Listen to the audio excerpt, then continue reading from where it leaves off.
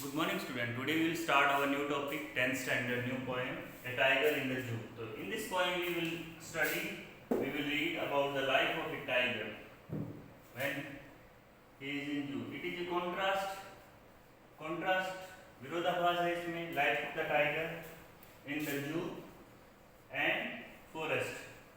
दोनों में कंपैरिजन है, okay? Comparison, contrast, okay?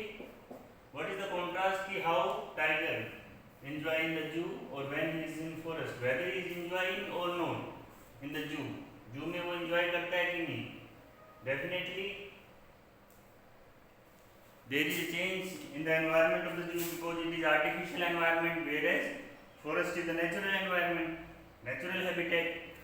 The poem contrasts a tiger. ये विरोधाभास है टाइगर के लाइफ में इन द जू, जो जू में रह रहा है, विद ए टाइगर, एक टाइगर के साथ जो नेचुरल हैबिटेट, जो अपने नेचुरल हैबिटेट में फॉरेस्ट में रहता है, फॉरेस्ट में रहने वाले टाइगर में और इसके बीच में कंपैरिजन है. The poem move from the zoo to the jungle, ये जू से जंगल की तरफ जाती है. जो पोएम हम पढ़ते हैं मीन टू से दोनों की लाइफ के बारे में डिस्कशन है. And back again to the zoo, और वापस ये जंगल से घूमते हुए वापस जू में आ जाती है. रीड द पोएम साइलेंटली, इसको आराम से पढ़ना है. एंड से विच स्टैंजा, और speak about tiger in the zoo, कौन सा स्टैंजा हमें जू के बारे में बताता है. And which one speak about the jungle, और हमें आइडेंटिफाई करना है, we have to find out कि कौन सा स्टैंजा है वो हमें बताता है जू के बारे में और कौन सा बताता है फॉरेस्ट के बारे में.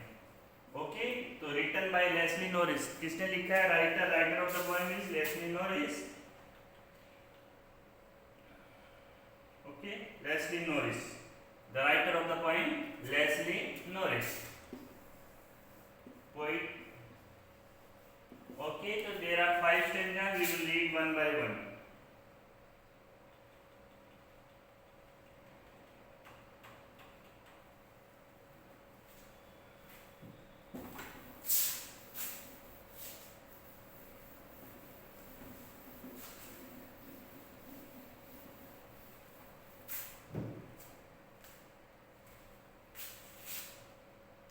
He is stark in his vivid state. He is stark in his vivid state. He किसको रिप्रेजेंट करता है? टाइगर को. यहाँ पे he किसको रिप्रेजेंट करता है? टाइगर को. स्टार्क का मतलब होता है moving, walking. In his vivid, vivid mean bright. Strip मतलब स्ट्रिप, धारियां. ओके, जो बॉडी पे जो क्या होती है? धारियां होती है, strips. Okay, the mean tiger move in his vivid strip, tiger की बॉडी है उसके ऊपर डिफरेंट तरह की धारियां होती है और वो मूव करता है, चलता रहता है. कहाँ पे? एक few step on his cage, few step, कुछ कदम, ऑन हिज केज. केज मतलब पिंजरा, तो पिंजरे में मतलब कहाँ? जू में. वी आर डिस्कसिंग अबाउट जू, ये तो जू के बारे में बात कर रहे हैं. केज कहाँ पे होता है? पिंजरा. पिंजरे में टाइगर कहाँ रहता है? जू में. तो मीन अपने पिंजरे में टाइगर कुछ कदम चल रहा होता है, मीन चलता रहता है, घूमता रहता है within the limited space, cage में, on pad of velvet. Okay, pads, उसका जो पंजा होता है, of velvet, soft. Velvet quiet, quiet का मतलब यहाँ पे क्या होता है? सॉफ्ट. वेलवेट, वेलवेट की तरह. वेलवेट आपको पता है क्लॉथ होता है जो सॉफ्ट होता है, सॉफ्ट क्लॉथ. ओके, तो उसकी तरह बिल्कुल सॉफ्ट होता है. तो उसका जो पंजा होता है तो बिल्कुल सॉफ्ट होता है. इन हिज क्वाइट रेंज, यहाँ पे क्वाइट का मतलब होता है काम. ओके, रेज का मतलब होता है एंगर. तो दोनों चीजें साथ में यूज हुई है, क्वाइट रेज. सो मतलब कि वो अपने गुस्से को कंट्रोल, गुस्सा अंडर कंट्रोल है, क्योंकि वो गुस्से में तो है. क्यों गुस्से में है टाइगर? क्योंकि वो पिंजरे में है. पिंजरे में होने की वजह से अंदर तो गुस्से से भरा हुआ है, लेकिन वो गुस्सा कंट्रोल्ड है, क्वाइट है, शांत है, क्योंकि वो कुछ कर नहीं सकता. सो वो क्या कर रहा था? ही जस्ट वॉकिंग, वो इधर उधर घूम रहा होता है. कहाँ पे? अपने पिंजरे के अंदर ही. तो he stark in his vivid strip. He किसको रिप्रेजेंट कर रहा है? टाइगर को. तो कोई भी एनिमल, लिविंग थिंग को रिप्रेजेंट करता है तो उसको हम पर्सोनिफिकेशन बोलते हैं. पर्सोनिफिकेशन, फिगर ऑफ स्पीच में हमने पढ़ा था, पर्सोनिफिकेशन, फिगर ऑफ स्पीच. और यहाँ पे दो ऑपोजिट चीजें हैं. Okay, quiet and rage. मतलब कि क्वाइट का मतलब होता है शांत, रेंज का मतलब होता है एंगर, दोनों ऑपोजिट है। तो ऑक्सीमोरन, क्या ये oxymoron. These are the figure of speech इसमें यूज हुआ है। Okay, velvet quiet, velvet quiet, okay ये क्या है, मेटाफोर है, सिमिली है, मेटाफोर। क्योंकि मेटाफोर क्या होता है, कंपैरिजन होता है, जो डायरेक्ट कंपैरिजन हो। ओके, लाइक वेलवेट होता तो सिमिली होता, लेकिन ये क्या है, डायरेक्ट कंपैरिजन है। तो ये फर्स्ट स्टेंजा हो गया जिसमें हमने इसका मतलब भी पढ़ लिया, इसके फिगर ऑफ स्पीच भी हमने ढूंढ ली। ओके, बाकी रिपीटिशन है, यहाँ पे एच है, यहाँ पे एच है। Okay okay, these are the repetition,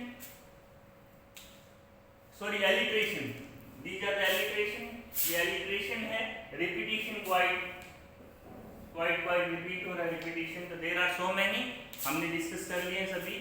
Okay, this is our first paragraph. The Stark in his vivid state the few step of his gaze on pad of velvet quiet in his quiet race। ये जो tiger होता है जिसकी body पे बहुत धारियां सी होती है, वो टाइगर अपनी मस्ती में अपने मखमली पंजों से पिंजरे में चहलकदमी कर रहा होता है, टहल रहा होता है, और वो बहुत ही गुस्से में होता है, लेकिन गुस्सा उसका कंट्रोल होता है। क्यों? क्योंकि वो कुछ कर नहीं सकता, he is inside the case. तो फर्स्ट इज अबाउट जू। Now second para, he should be lurking in the shadow, sliding through the long grass, sliding through the long grass near the water hole where plump deer pass। Okay, he should be lurking in the shadow। shadow क्या होता है, छांव होती है किसकी, पेड़ों की। Okay, shadow of the trees, छांव मतलब पेड़ों की छांव।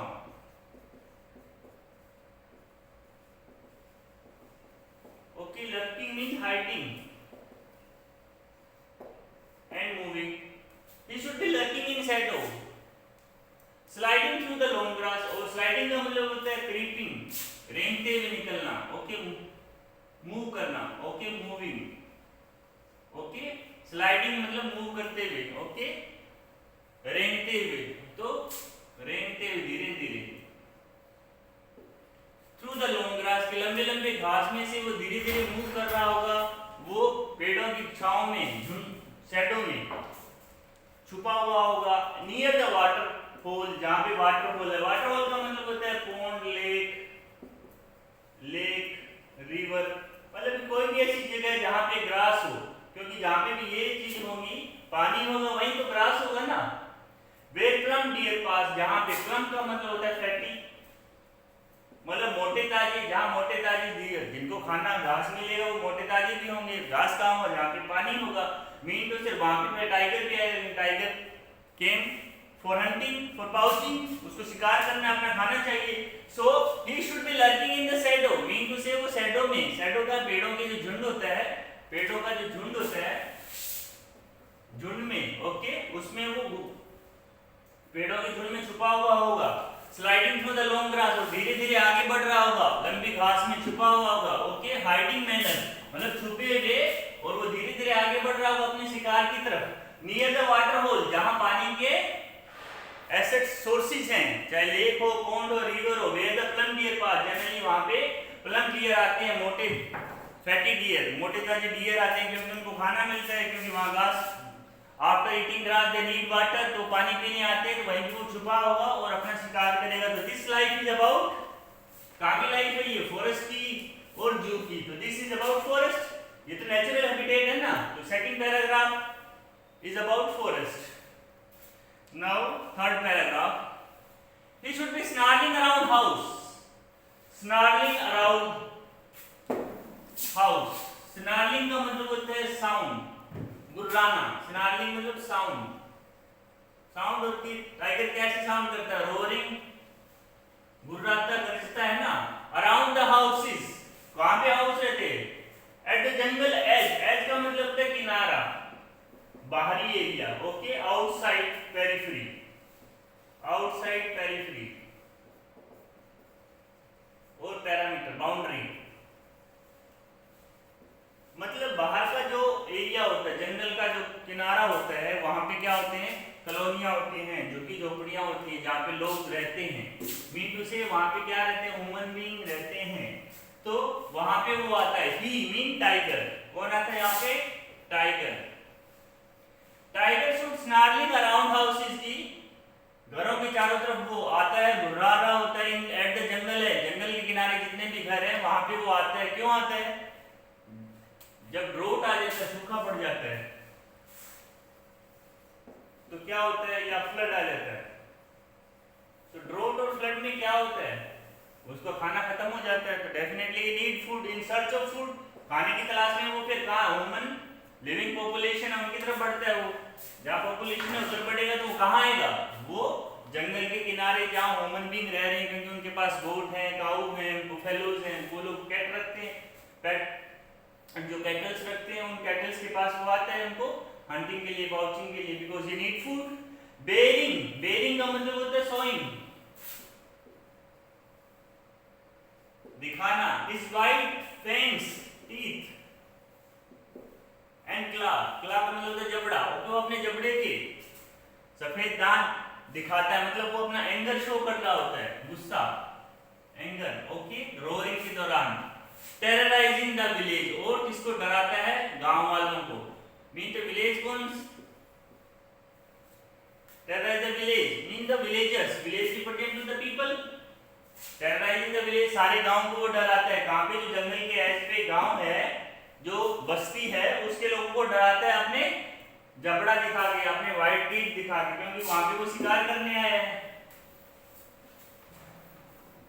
तो स्नार्लिंग, स्नार्लिंग क्या है, साउंड है, साउंड, साउंड को क्या बोलते हैं, onomatopoeia, okay, figure of speech, onomatopoeia, and SS ये अलिटरेशन है।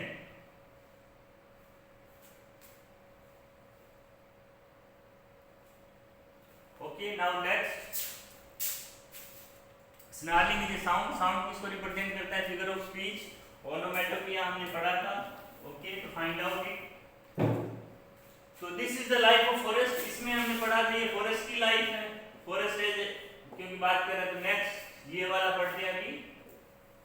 But he is locked in a concrete cell, concrete cell मतलब केज, पिंजरा, पिंजरा, कंक्रीट सेल क्या होता है, पिंजरा, सीमेंट का बना था। स्ट्रेंथ बिहाइंड द बार, उसकी सारी ताकत जो होती है ना, पावर, वो सारी, स्ट्रेंथ का मतलब पावर जो होती है वो सारी, बिहाइंड द बार मतलब केज में, केज के पीछे, पिंजरे के पीछे, पिंजरे के अंदर होती है,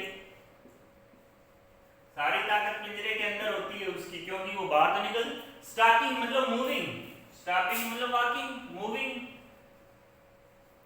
the length of his cage, कि वो उसी केज के अंदर ही अंदर चलता रहता है, इग्नोरिंग विजिटर, और विजिटर की तरफ वो ध्यान नहीं देता, इग्नोरिंग, व्हाई इग्नोरिंग क्वेश्चन आता है, why, because he is in anger, वो गुस्से में, एज ही इज नॉट, क्यों गुस्से में, इज नॉट एंजॉयिंग,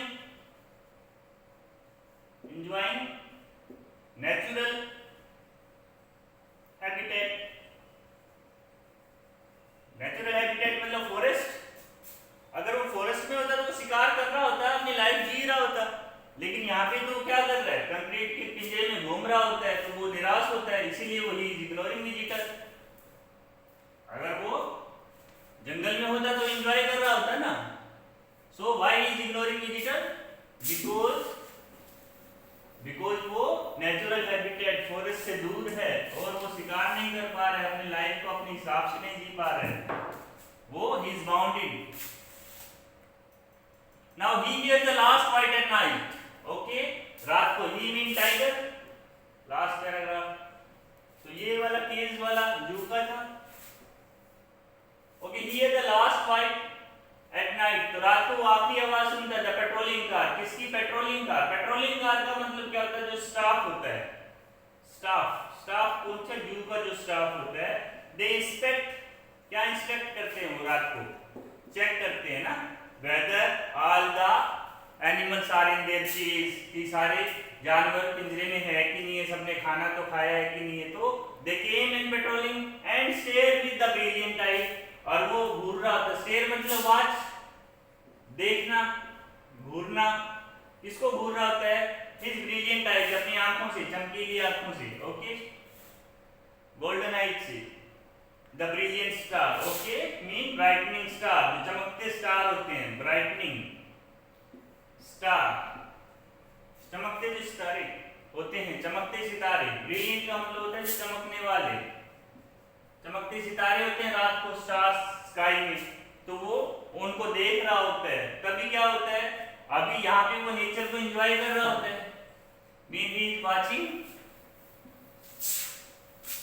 एक तरीके से वो क्या कर रहा है, he is watching brilliant star. Brilliant star is also nature, वो नेचर को एंजॉय कर रहा होता है. तभी क्या आता है, पेट्रोलिंग कार आके उसको डिस्टर्ब कर देती है.